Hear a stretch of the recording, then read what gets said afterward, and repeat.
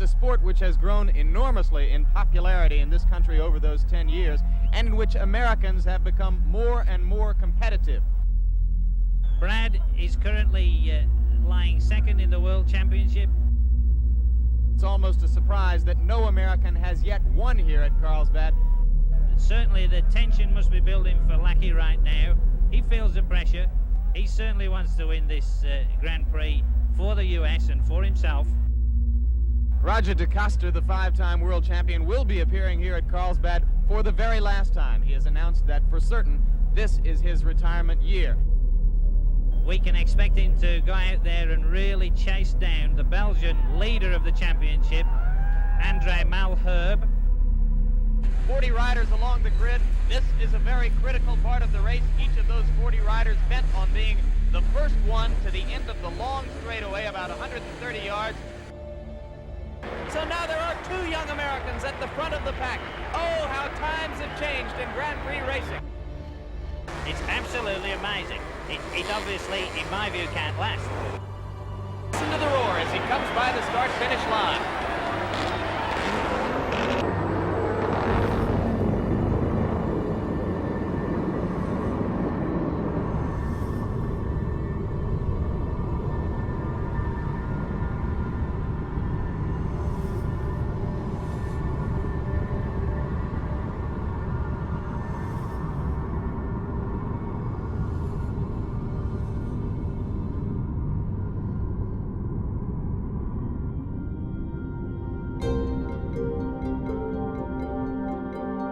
Kelvin Franks and Stu Peters came out here and said, we want to put in a motocross track. And I said, what the hell is motocross?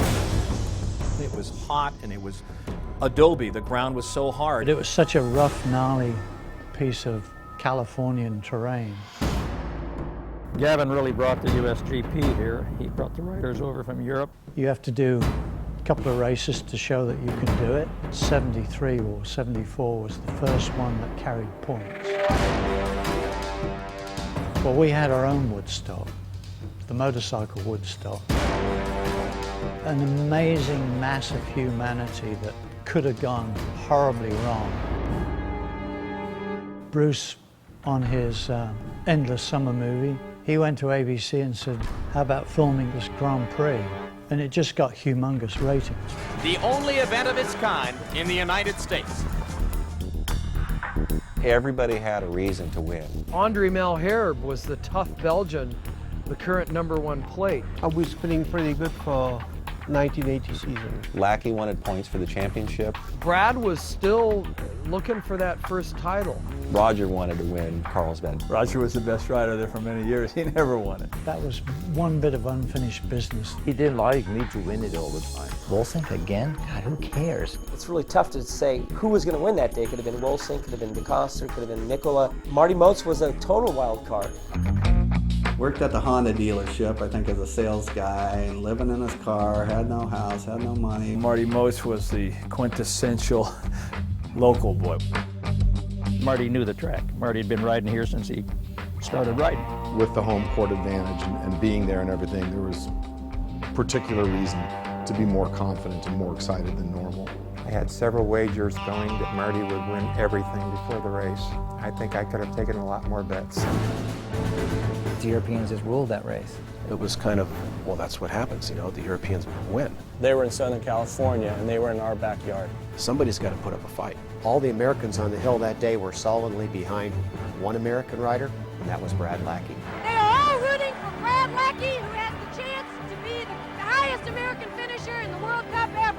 There was all these little flags waving. It was kind of cool. We've raced there a lot. We knew the track very well. I never wanted to win the race. I wanted to get in there, get as many points as I could, and get the hell out of there and get back to Europe where the ground's soft. The ground was very hard. Terrible. Very hard racetrack. You know, you could blow a wheel apart at Carlsbad in 1 second. That morning, my mom was leaving to go to the track.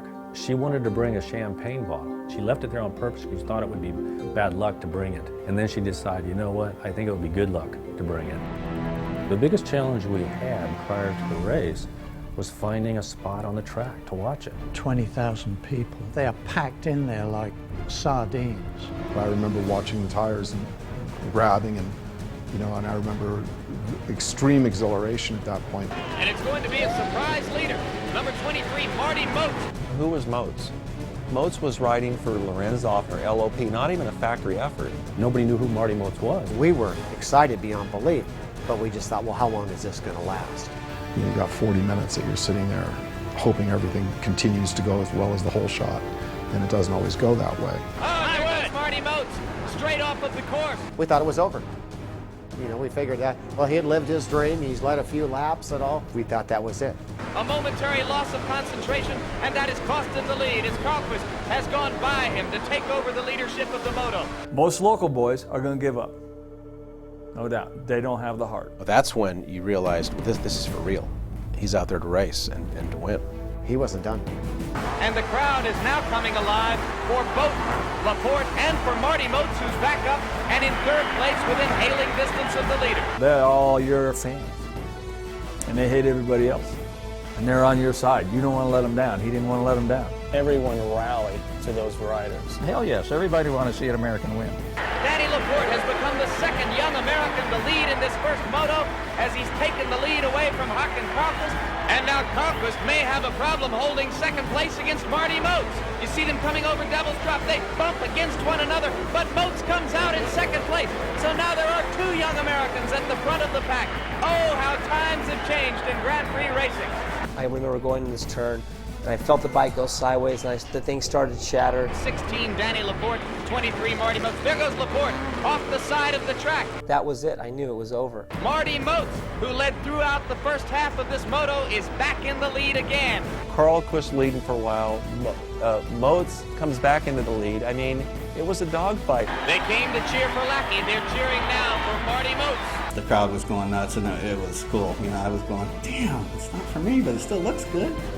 There it is.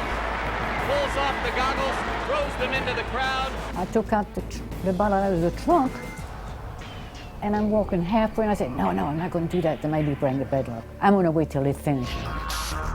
This was a big deal, that an American had actually won a moto at Carlsbad and was actually going for the overall win, which had never happened before. The hardest thing to put to the side, honestly, more than anything else, was the exhilaration. You know, you have to, do your job so that you can get back on for the second moto and hopefully do it again. You know, this could have been a fluke.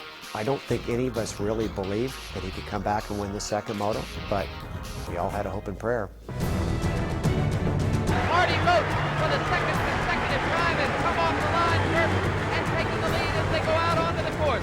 The fans just exploded.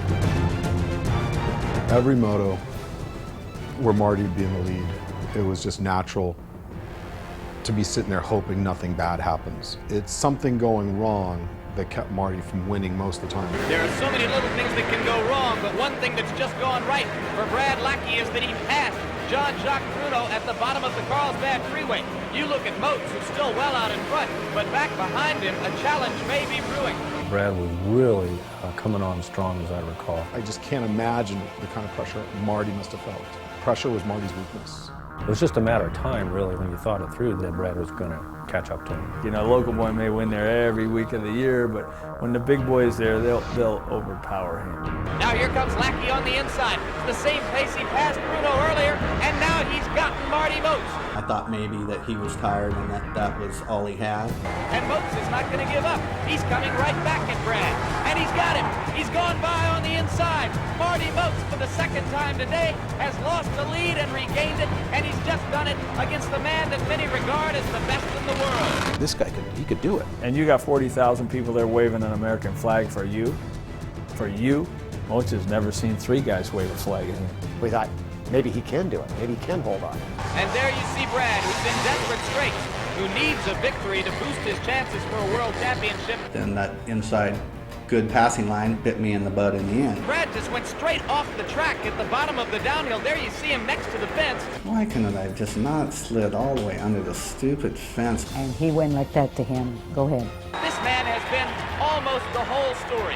23-year-old Marty Moates from San Diego, and the crowd has simply fallen in love with him. All of a sudden, it was no longer this horrible anticipation of something bad happening. This is unprecedented, perhaps, in the whole history of Grand Prix motocross for an outsider such as Marty Moates to win both motos in a race of this significance. He could actually feel the crowd push him along. That crowd gave him 2 seconds a lap, easy. This victory for Marty Moates is certainly going to do a great deal for the sport here in the United States. The feeling that he's experiencing right now must be wonderful. The crowd literally went insane when he won. It was the biggest thing I'd ever seen at an outdoor motocross up till then. She went to her trunk, got the champagne bottle, and, poured it over his head. Then he does it on me. Marty, I just did my hair. You messed up my hair, damn it. Seemed like she had a premonition that he was going to do well that day. Marty Moates on a privateer Yamaha.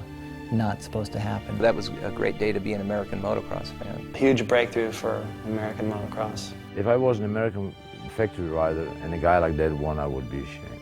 Europeans knew that Americans were better from then until now. It's kind of part of your life, all this stuff. He touched a lot of people's lives, and all for the good.